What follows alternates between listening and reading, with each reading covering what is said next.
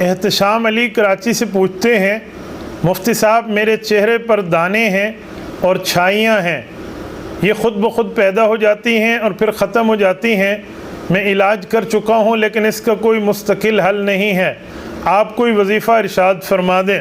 احتشام بیٹا، رسول اقدس صلی اللہ علیہ وآلہ وسلم کا چہرہ مبارک اتنا خوبصورت تھا کہ اس جیسا خوبصورت چہرہ کائنات میں موجود نہیں ہے۔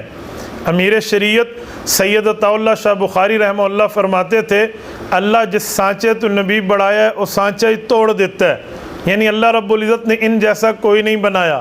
یہ اللہ کی مخلوق میں لا مثل لہ ولا مثال لہ، اللہ رب العزت کی مخلوق میں نہ ان کا کوئی مثل ہے نہ ان کا کوئی ہم پلہ ہے۔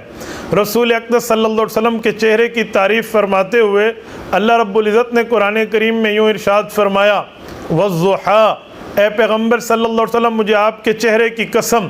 پھر اللہ رب العزت نے آگے مضمون کو بیان فرمایا ہے۔ قرآن کریم کی آیت اپنی جگہ مسلم ہے، لیکن رسول اللہ کے چہرے اقدس کی بات کی وجہ سے میں اللہ سے امید کرتا ہوں آپ اس کا وظیفہ کریے، انشاءاللہ تعالی آپ کے چہرے کے دانے اور چہرے کی چھائیاں اور چہرے کی جھریاں اس سے صاف ہو جائیں گی۔ مناسب ہے آپ صبح کی نماز کے بعد اور مغرب کی نماز کے بعد 100 دانے والی تسبیح پکڑیے، یا کاؤنٹر کے ساتھ یا اپنی انگلیوں پہ گن سکتے ہیں تو یہ پڑھیے درود پاک۔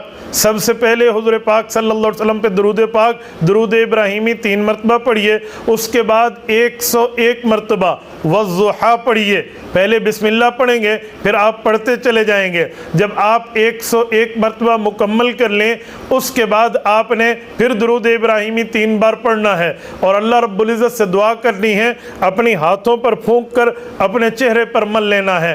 انشاءاللہ تعالی 41 دن یہ عمل کرنے پر آپ کا چہرہ تر و تازہ بھی ہو جائے گا، حسین محجبین دل نشین بھی ہو جائے گا۔ میری دعا ہے اللہ آپ کی بیماری کو ختم